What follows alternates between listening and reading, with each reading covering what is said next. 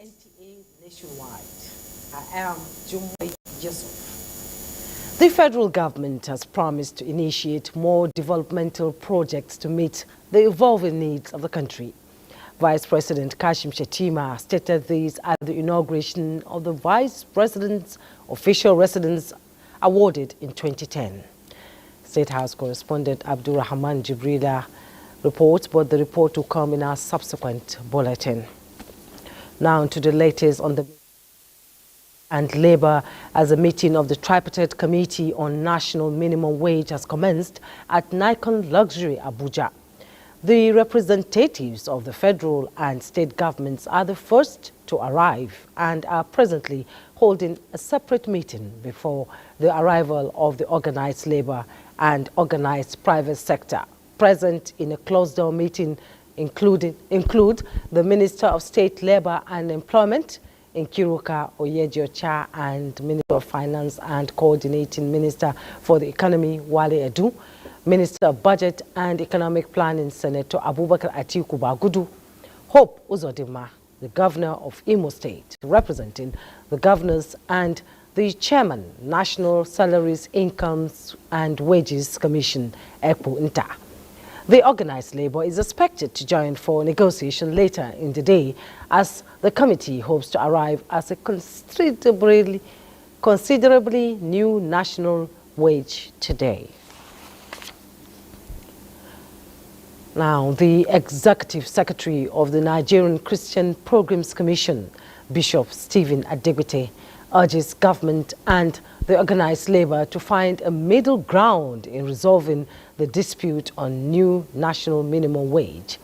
The Executive Secretary made this known while interacting with journalists on the state of the nation. Bishop Stephen Adegbite noted that the federal government has initiated several programs to ameliorate the plight of Nigerians and called on the sub-nationals to support the federal government with good initiatives in their states to enhance good governance. We do a good job of carrying out the directive of Mr. President Bola Ahmed Tinubu on him to work out a template for a new minimum wage figure and analysis of the fiscal impact on the federal budget. As pilgrimage, the Commission recently convened a 7-day retreat for special pilgrimage leaders with the aim to enhancing the experience of Christian pilgrims from Nigeria. Agricultural skill acquisition, especially for the youth, into the pilgrimage experience. This is with a view to getting first-hand knowledge of Israel's globally acclaimed agricultural sector and how to replicate it in our great country. Now, concerned by incidences of untimely deaths among the ranks and files of men and officers of the Nigerian police force, the Inspector General of Police, IGP Kayode Egbedekun, has encouraged his men to take their health conditions very serious. His message was delivered by DIG in charge of operations and supervising North Central, DIG Ede Ayuba Ekpeji, while on official visit to Kogi State Police Command, Lokoja. Correspondent Solomon Ayedehin reports. The visit of Deputy Inspector General DIG of Police Ede Ayuba to Kogi State Police Command aligns with the commitment of Inspector General of Police IGP Kayode Egbedekun to enhance operations and improve the welfare of police officers nationwide. While addressing officers and personnel in Lokoja, DIG Ede Ayuba emphasized the essential roles of the police in safeguarding the lives and property of Nigerians. He acknowledged the significant hazards officers face in the line of duty, including stress, deformities, and fatalities. DIG Ayuba expressed concern over the increasing number of officers who have collapsed and died, both on duty and in their sleep, urging officers to prioritize their health. And some of us, the police in particular, we are so careless, we don't go about checking our stress level. I'm not saying that all these people who died because of high blood pressure or anything, but at least we should be checking ourselves. He highlighted that the IGP is working diligently to establish a reliable housing scheme for both active and retired officers as part of the welfare package. Of recent, we have distributed arms.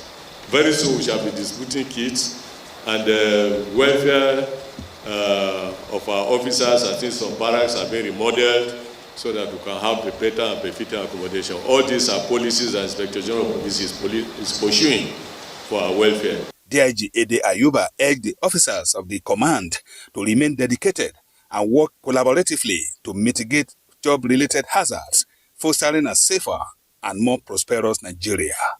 In Lokoja, Solomon Ayedehi, NTA News. Maritime transportation is one of the oldest forms of transportation, which is cost-effective and capable of turning the economic fortunes of the Niger Delta region that is predominantly surrounded by maritime environment. Hence, the call by the Cross River State government and other stakeholders for the effective utilization and investment in the marine environment to ease transport difficulties within and outside the states in the region. Paul Abel reports. New dawn for travelers who daily go through the rigors of the Calabar-Itu road still under construction with all its attendant difficulties, as they now have option on the waterways, as passengers traveling from Calabar to Uyo now have a choice with the latest technology equipment on board and safety measures put in place on a boat voyage. The coming of investors with luxury boats and naval gunboats is expected to provide a high-end transportation option for travelers in the region, as government officials commend the feat and advise operators to strictly adhere to all maritime safety protocols. It's a project that I also want to expand across the region, because we cannot also abandon our riverine transportation system. It's very important that waterways are developed. It's the most cost-effective way of transporting goods and services, especially heavy cargo. I stand here today to celebrate a man who has shown that you cannot be in business if you do not have capacity. Prominent figures in the Niger Delta region commend the initiator of the transport service and encourage other investors to consider opportunities in the growing industry. From a very young age, as a student of the University of Calabar, water transportation is the safest means of transportation and a driver of economic growth in any society. Dignitaries present include House of Assembly members from Rivers and Bayelsa states, members of Cross River State Executive Council, traditional rulers, and maritime tourism stakeholders. In Calabar, Paul Abel, NTA News. Meanwhile, revival of agriculture for job creation and food security, as well as promotion of the economy, has taken center stage in Borno State post-insurgency recovery drive, with the state authorities putting a wide range of policy measures to enable the state regain its lost glory as contributor to the food basket of the nation. Mohammed Goni highlights the various measures the state government has put in place as part of Build Back Better strategies. Following over a decade of destruction and underdevelopment due to the Boko Haram insurgency, Borno people have crossed the Rubicons and are on the way to a sustained peace and development. This informed the decision of the state authorities to chart a way forward, placing a high premium on resuscitation of key sectors that include agriculture to enhance rapid recovery and growth, as well as to ensure food security. The state government has always emphasized that continued dependence on donors for food and other support is not sustainable. Hence, the need to build the resilience of the returnees as they resettle in their ancestral homes to enable them engage in agricultural activities. The first thing that we need to do is to partner with the federal government under the HOPE initiative of President Bola Ahmed Tinubu to see how we will join hands with the Federal Ministry of Agriculture and Food Security in providing seeds and other agricultural inputs while the main vision of the state government, amongst others, and with that of the federal government, is to clear this vast land, support the communities with agricultural inputs, fertilizers, viable seeds, and then to see how thousands of this fallow land will be cultivated so that food production will be enhanced in Borno State. Borno State has vast arable land, and 70% of the land in the state has never been cultivated, while the remaining 30% is underutilized. In Maiduguri, Mohammed Goni, NTA News. And joining us live from Maiduguri for details on the agri-business direction of Borno State government is Mohammed Goni. Mohammed Goni, we all know how, viable the land of Maiduguri is and how Maiduguri has contributed to food security in the country. But because of insurgency, things are not the way it used to be. Now, how willing are the farming communities to queue into this project by the state government?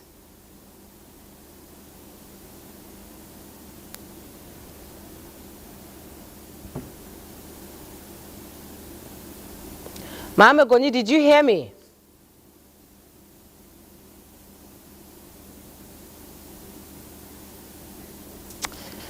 Okay, I think the network problem there is not making it possible for me to talk to Mohammed Goni, but I believe he will be back in the course of the bulletin. Now it's time to join, still in Maiduguri, Abubakar Musa in our network center for more on Nationwide. Hello, Abubakar.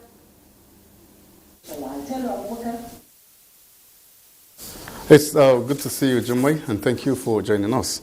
Borno State Governor Babagana Umar Azulum has delivered part of the 36,050 kilogram bags of assorted grains donated by the federal government to support vulnerable families. The distribution took place in Pulka town, where 10,000 residents each received 50 kilogram bag of assorted grains. Mohammed Goni will now tell us more. The federal government, through the National Emergency Management Agency, handed over about 36,000 bags of assorted grains that include millet, sorghum, and maize as part of efforts to provide succor to the vulnerable in the society. Governor Zulum expressed gratitude to the federal government for the donation, noting that it came when such a gesture was most needed. I want to commend the federal government of Nigeria under the leadership of President Bola Ahmed Tinubu for coming to our aid at this very important time that people are preparing to cultivate their lands. The governor also added that in addition to the over 36,000 bags of assorted grains, the federal government has donated rice to Borno, which the state government has started receiving. Meanwhile, Governor Zulum also supervised disbursement of 22 million naira cash to 22,000 vulnerable women and widows in Fulka ward of Goza local government as part of the state government's financial inclusion scheme. We are also providing 10,000 naira each to about 22,000 women in Fulka, Warabe, Ngoshe, and Kirawa communities of Goza local government areas, and Erafa. The beneficiaries expressed gratitude for the support extended to them, describing it as timely. In Maiduguri, Mohammed Goni, NTA News. The Borno State Ministry of Education, Science, Technology and Innovation, under its Commissioner Lon Abo Kilby, is bent on repositioning science education in the state by equipping 88 laboratories in 22 public secondary schools across the state. Memuna Garba completes the story. Upgrade of facilities and provision of state-of-the-art equipment in public schools for positive teaching and learning outcomes is a task the Borno State government is taking seriously. The 88 laboratories in 22 public schools across the state were renovated and upgraded by the MCRP and equipped by Borno State government to enable students carry out their practicals in a conducive environment, as the Commissioner for Education, Lawan Abba Wakilbe, directed the immediate distribution of the equipment to benefiting schools. 1,000 textbooks made available were distributed to the 52 new senior secondary schools built by Agile. Out of the 800 furniture made, 200 were donated to Sangaya Board. Commissioner for Education, Science, Technology and Innovation, Lawan Abba Wakilbe, reiterated government's commitment to ensuring that Even the most vulnerable have access to quality education, as no resources will be spared until that is achieved. The students would get to conduct the desired practicals in the schools. Project coordinator MCRP described the interventions as reclaiming the lost glory of Borno and making education greater in the post-insurgency era. We are at times when science education needs to be boosted. The Zulum administration has continued its quest of revamping the education sector, with the Commissioner for Education, Science, Technology and Innovation, Lawan Abo Kilbe, at the helm of affairs. In Maiduguri, Maimuna Garba, NTA News. This is Nationwide on the Nigerian Television Authority. Let's take a break here. Jumway in Abuja will be back with more stories for us shortly.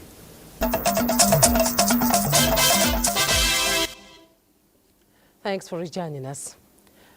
Now to health matters. The journey towards an improved cancer treatment and care in Nigeria got a boost with a national symposium on cancer genomics, precision oncology care, and precision community health for black populations. Uche Ugochukwu reports that the importance of collaboration and innovation in addressing the disparities in cancer care and outcomes among black populations was the high point of the event in Abuja. Since 1960, advancing cancer treatment and care has top priority of Nigerian governments. With precision medicine, there is hope of tailoring cancer treatments to individual patients, taking into account their unique genetic makeup and other factors. In the light of this, the symposium brought together experts from across the medical and research fields to share insights, innovations, and strategies in the battle against cancer, with special focus on the unique challenges faced by black communities. It is imperative, therefore, that we embrace precision oncology care and understand the genetic and molecular landscape of cancers in African black population, which will enable the development of more effective, less toxic treatments. This symposium is an opportunity to engage with world-renowned experts, explore innovative research, and forge strategic partnerships. Presentations equally centered on potentials in advancing cancer research and improving patient outcomes. We do what is called evidence-based interventions. And our focus is how we can bring together collaborations across different continents in order to accelerate health. The creation of a national coordinated cancer tumor registry in Nigeria is very important to understand which cancers are increasing in the incidence, which cancers are increasing in mortality. It allows a country to know how to invest. These experts are optimistic that with collaborative efforts, there will be a future where every individual receives personalized and equitable cancer care. Uche Ugochukwu, NTA News. Meanwhile, collective approach by key stakeholders, both in healthcare and environment, are pertinent to mitigating prevalence of zoonotic diseases in Nigeria and across the world. Medical experts on Good Morning Nigeria say it is sacrosanct because continuous interaction between humans and animals make vulnerability to zoonotic diseases a concern. Lydia Sampson reports. Origin of diseases linked to animals, as well as a low health literacy, mitigating zoonotic diseases remains challenging. Experts are emphatic that simple hand washing when in contact with animals, surfaces, proper washing of vegetables and cooking of meat must be taken seriously. Because of globalization, it's very difficult for it to be controlled because there will always be, there will be continuous interaction between humans and animals. People need to get source of income. They have to go out there. There's continuous agricultural processes going on. So these are things that you cannot easily say stop. However, you can mitigate, and let's look at it in the aspect of agent, host, and environment. It severely impacts on the economy. Number one, A healthy nation is a wealthy nation. So when many people are sick, productivity will go down. Those zoonotic diseases originate from both domestic and wild animals. Experts say vaccination of domestic animals, especially dogs, can help mitigate human rabies. With more training on infection prevention, in addition to surveillance systems, cases of zoonotic diseases are identified for prompt action. We need a lot of laboratory infrastructure. We have made some progress in the last 10 years, but I think we still need to expand our laboratory capacity, our ability to deal with pathogens. I mean, germs like bacteria, viruses, and the rest of that. They call for proactive measures across the value chains, reiterating that zoonotic diseases are not restricted by borders or boundaries. Therefore, all key players must be on the same page to mitigate the replication of COVID-19 global lockdown. In Abuja, Lydia Sampson, NTA News. Kano State Governor Abba Kabir Yusuf has commended the political will of the federal government in ensuring food security through various intervention initiatives. During the flag-off of the construction of 70-kilometer rural access roads in the state, the governor acknowledged the receipt of 70 trucks of assorted fertilizer from the federal government for distribution to farmers free of charge. Abdullahi Mustafa has the details. Through the State Agro-Pastoral Development Project, Kano is working with development partners towards achieving 50% reduction in the number of people being affected by food shortages. The 70-kilometer rural access road project, which is to gulp 9.9 billion naira, aims to facilitate movement of people, commodities and livestock to and from farmlands and markets. Which is also aimed at improving human and agricultural produce movement. The initiative Governor Abba Kabir Yusuf noted will improve economic activities, especially now that the federal government is supporting states with agricultural inputs to farmers. He thanked President Tinubu for approving the release of several tons of fertilizer to Kano farmers, describing it as a display of political will to enhance food and nutrition security in the country. Through partnership with the federal government and development partners, the governor assured more projects would be initiated to enhance the quality of lives of rural dwellers. The first phase of the rural road projects cover 14.7 kilometer Milgoma, Yankasari and Rijer Gwangwan road network, which is to be completed within 12 months. In Kano, Abdullahi Mustafa, NTA News. And for more on Nationwide, let's join Uduak Achibong in our Benin Network Center. Hello, Uduak.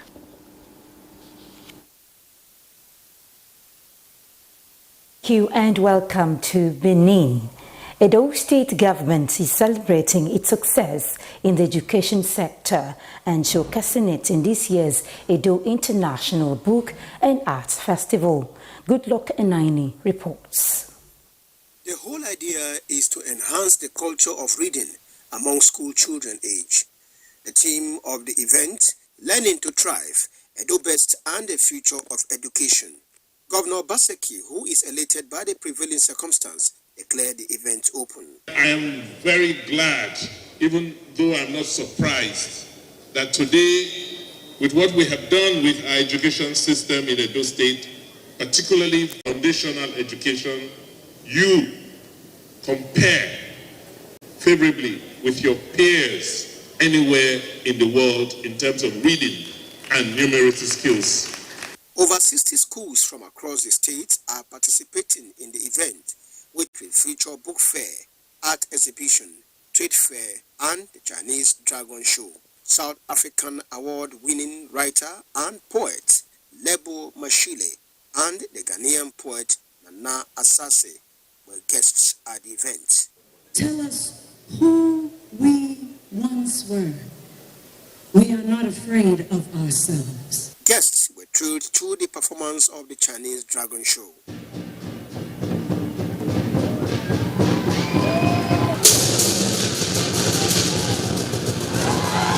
The governor and his entourage visited some of the exhibition stand. The event ends on Saturday, June 8th.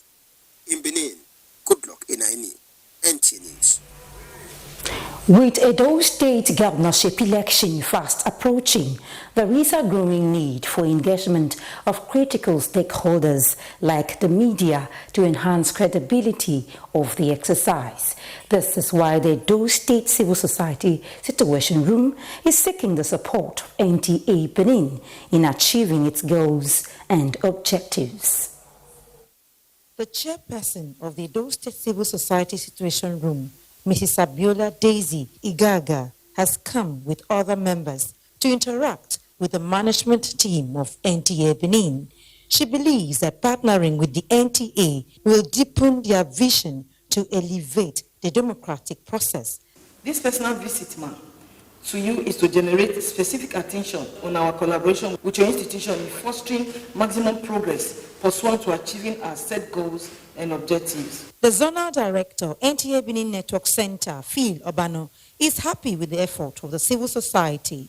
She noted that the primary responsibility of the NTA is to the nation and reiterated the station's commitment to supporting and collaborating with individuals and organizations interested in promoting democratic principles and governance in the country. I believe that all year round, all season round, enlightenment, education, mindset, orientation will go a longer way in helping us to achieve the kind of democracy we dream of faster.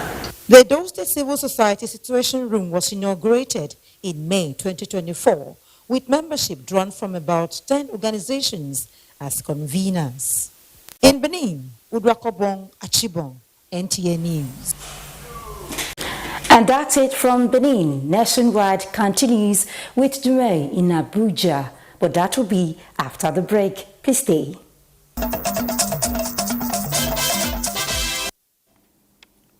You're welcome back, and we now bring you the earlier read report on the inauguration of the Vice President's official residence awarded in 2010, where the federal government has promised to initiate more developmental projects to meet the evolving needs of the country.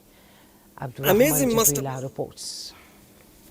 At the 3-arm zone of Abuja, a breathtaking look from the exterior, and it's the official residence of the Vice President. 15 units of blocks of this befitting edifice awarded in 2010 at the cost of 7 billion naira and re-awarded in January this year at the cost of 21 billion naira.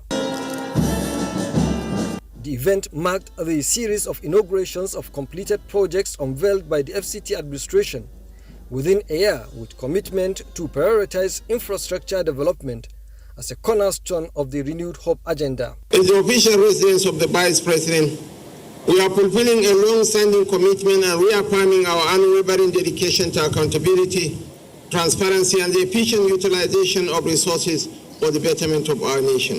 Environment affects productivity. Environment affects efficiency.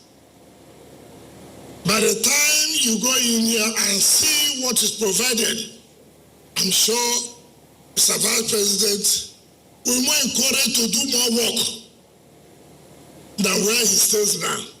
The accelerated infrastructure development drive, Vice President Kashmir Shettima extolled the work ethics of the FCT administration, commending their hard work and commitment in delivering critical projects within a year.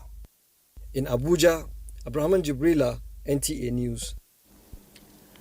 The Nigerian Correctional Service has confirmed that 23 out of the 120 inmates who escaped from the Suleja Custodial Center during a jailbreak on the 24th of April 2024 have been recaptured. This was disclosed by the Public Relations Officer of the service at the inaugural briefing of the Strategic Communications Interagency Advisory Policy Committee in Abuja. On the 24th of April 2024, about 120 inmates escaped from the Suleja Custodial Center when a part of the facility caved in during a downpour. More than 6 weeks after, the Nigerian Correctional Service says 23 inmates have been captured. The information was given during a briefing of the Strategic Communications Interagency Advisory Policy Committee, which serves as the umbrella body for the spokespersons for security and response agencies. Meanwhile, the Economic and Financial Crimes Commission has described the issue of cybercrimes in Nigeria as a pandemic, noting that its crackdown on internet fraudsters and currency racketeers has secured over 50 convictions. Similarly, the military says it has eliminated 9,303 insurgents, arrested 6,998 individuals, and rescued 4,641 hostages during counter-terrorism and insurgency operations in the last 1 year. It is worthy of note to state that not all our results can be reported at this time. This is as a result of the sensitive nature of some of the informations which are linked to ongoing operations as well as future operations. The armed forces and law enforcement agencies, they are taking to go out there. We are not sitting and waiting. So there are a lot of special operations ongoing around Abuja and elsewhere that are already leading results. The Nigeria Police Force, on its part, arrested 4,796 armed robbery suspects, 3,068 kidnapped suspects, and 2,474 suspects for rape and sexual crimes, among others. Francis from NTA News. And as the Lagos State Independent Electoral Commission intensifies plans for the forthcoming local government elections in July 2025, stakeholders have re-emphasized the need to put in place an electoral legal framework that will ensure a level playing field for all political parties in the state. This was at a one-day stakeholders aimed at reviewing the Lagos State Independent Electoral Commission law. Musa Toliat has the details. The persons with disability should be taken care of in terms of voting. Babatunde is visually impaired, and he is expressing the concerns of persons with disabilities who usually feel disenfranchised during an electioneering period. He is joining other stakeholders to make input into the review of the Lagos State Independent Electoral Law 2008 as amended. We have a series of amendments to that law. During an overview of the LASEC electoral law, it was agreed that several grey areas need to be reviewed in tune with current political realities. Local government election will be said to be the bedrock of democracy in any society. Aside from being an essential feature of modern participatory democracy, to achieve this objective, there must be a sustainable legal framework. The objective of our electoral law review are comprehensive and far-reaching. They reflect our commitment to a democratic process that is fair, transparent, inclusive, and efficient. The Lagos House of Assembly is expected to sit on the proposed electoral law amendment in days to come. We have to review because we don't want a situation where we're not able to provide laws that will now be obstacles to the majority of the political parties and even the electorates of Lagos State. Participants react to the outcome of the gathering. In every aspect of their operation of the LASEC, they should look at it very well and do the necessary amendments. As the body that is saddled with the responsibility of conducting an election, they must look for new innovations. If this can be happening maybe quarterly or yearly rather, I think people will know what to do before the election, during the election and after the election. The need for amendments to the Local Government Electoral Tribunal law was also discussed. In Lagos, Musa Toliat, NTA. A book which captures how media enthusiasts, public speakers and inspiring journalists can bring out the best in them. Titled Command Your Stage, authored by a former staff of the Nigerian Television Authority, NTA, Bimbo Oloyede, has been presented to the public. Diana Ajele, who attended the presentation in Lagos, tells us more. From the questions, what is presentation? Who who needs presentation training, breaking barriers of effective communication, to no pain, no gain. Former Director General, National Broadcasting Commission, NBC, Dan Ladibako, who is the reviewer, described the 272-page book as a must-read for those who wishes to perfect their communication skills. The author explores and utilizes English language and choice of words with the dexterity of a seasoned literary colossus. The book is also described as a Big Bang theory on professionalism. This book will help others who are thinking of entering that industry or improving their performance. Now, what Bimbo is trying to take across is a skill that enables you not just communicate and get your views across, but win over the audience. It covers all areas of life's endeavors. The author, Command Your Stage, Bimbo Oloyede, says her literary adventure aims at reframing communication skills in Nigeria. Now is the time for you young people to have a different understanding of education. You must learn how to articulate ideas clearly and confidently so that you are empowered to thrive in the workplace and to make a meaningful contribution to nation building. Bimbo Oloyede is a veteran with vast experience and insights, a speaker and trainer who has been a broadcast professional for nearly 5 decades and the first woman to cast network news on Nigerian Television Authority. In Lagos, Diana Ajale, NTA News. Indeed, it is a must-read for aspiring and practicing presenters and journalists. Now, in a society where diversity is often seen as a source of conflict and division, a group of young Nigerians is raising up to promote peace and understanding.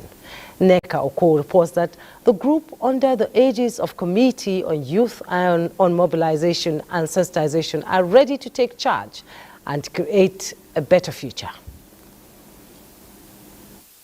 Nigeria has long struggled with the challenges of ethnic and religious diversity, with its rich cultural heritage often threatened by conflict and division. Rather than allowing these differences to tear them apart, this group of young Nigerians, under the aegis of Committee of Youth on Mobilization and Sensitization, recognize the need for urgent action. They are fighting back through this national conference with a message of peace, tolerance, unity, and inclusivity. We are trying to bring stakeholders together to put the country forward first and to do away with anything that has to do with religious for now. Let us focus on good governance. So the message is to youth, or for youth to participate in activities that would encourage peaceful existence, where we look at leverage on the diversity that we have in Nigeria. Speakers at the conference made a case for action on implementing inclusive policies, promoting interfaith dialogue, transparency in governance, and investing in education. Once you are sound educationally, you understand your purpose in life, you find it easy to exist with each other. So religion has to unite us, create peace, love, and keep us together, but not to keep us at par. As preachers, we have a platform of the pulpit to preach to our members, and the Bible says, make peace with all men, without which nobody can see God. The EFCC message to the youth is that they should all come together, join the fight against corruption. They should own this fight. Nigeria is the only country we have. The Committee of Youth on Mobilization and Sensitization is an evaluation, monitoring, and mobilization body assisting the federal government to promote its policies with support from Office of the Secretary to the Government of the Federation. In Abuja, Neka Oko, NTA News. National Human Rights Commission has expressed the need for engaging with stakeholders to ensure a comprehensive and inclusive approach to preventing human rights violations, including torture and other inhuman and degrading treatment in Nigeria. Executive Secretary of the Commission, Tony Ojukwu, made this known in a strategic meeting on prevention of torture in Nigeria. He explained that the engagement is to foster a robust framework and initiatives that will effectively safeguard the rights and dignity of all Nigerians. It reflects unimaginable suffering on its victims and undermines the very fabric of humanity and democracy. Like we could see that the Nigerian government is a responsive one, and Nigeria joined the Committee of Nations by passing the National Mental Health Act of 2021 in December 2022. And one of the provisions, among others, in that document is the protection of the right of people with mental health and psychosocial disabilities. The strategic meeting on prevention of torture in Nigeria represents a critical step towards fulfilling Nigeria's commitment under the Optional Protocol Convention against Torture, as well as enhancing the protection of human rights. Meanwhile, the National Agency for the Prohibition of Trafficking in Persons, NAPTIP, has taken the campaign against sexual and gender-based violence this time around to Gwagwalada Area Council of the Federal Capital Territory. The aim is to discuss the roles of all community stakeholders towards eradicating sexual and gender-based violence. Amina Baba Suleiman tells us more. Of sexual and gender-based violence have been on the increase in recent times in the Federal Capital Territory. Most of the cases were recorded in the suburb areas of the Federal Capital. This therefore brought about awareness campaign to this community in Gwagwalada. Thank God that people are coming to join hands with the governments to see how we can eradicate or at most bring to the minimum the menace in the society. Like a self-school initiative, which is currently going on, is one of the projects that NSCDC created in order to reduce the incidences of violence against children in the school. We should have systems in place that we have regular interactions with members of the community, because at that level, you'll be able to prevent more cases. And as a health practitioner, we get to see a lot of these cases. Professor Fatima Wazira Azi, the Director General of NAPTIP, said dialogue becomes paramount to create a supportive environment where victims feel safe to report cases of sexual and gender-based violence. Issues of sexual and gender-based violence happens mostly at the community level, and we must all curate solutions that deals directly with these problems, and the solutions can only come from you as stakeholders.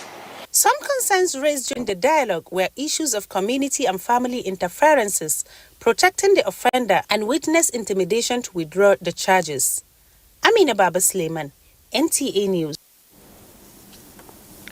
Thank you, Amina. The Coalition of Civil Society Against Corruption is appealing to anti-corruption agencies in the country to ensure proper implementation of the Procurement Act in both the public and private sectors to curtail corruption in the process of awarding contracts.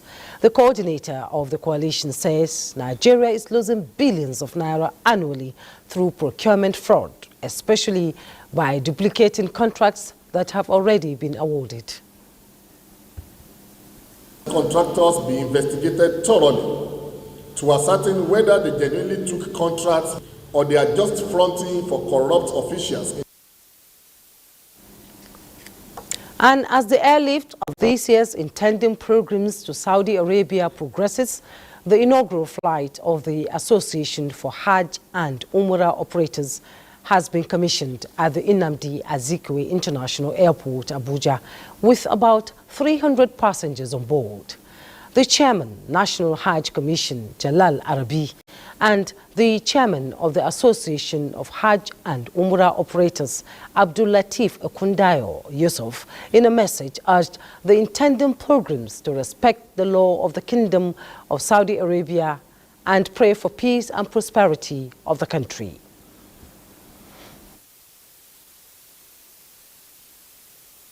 while there in the Kingdom of Saudi Arabia to again give a good name to our country, Nigeria, and not to create problem for the operators that are taking you there. And they will pray continuously that Almighty Allah will give the tour operator the strength. This is the first flight. We are going to have the second one tomorrow, inshallah, and the third one next tomorrow, inshallah, out of Kano. About 1,000 international programs are expected to be airlifted within the 2 days of the exercise. Super Eagles of Nigeria square up against Bafana. Well, I think my director is saying time is up. And that's it on Nationwide today. Thank you for watching. I am Jimway Yusuf.